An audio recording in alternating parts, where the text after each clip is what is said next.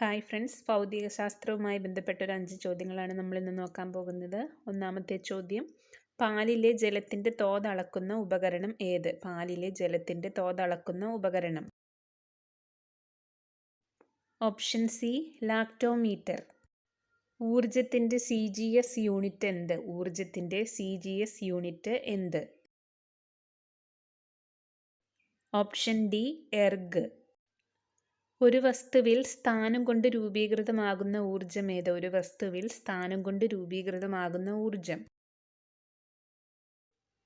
Option A, സ്ഥിതികോർജം.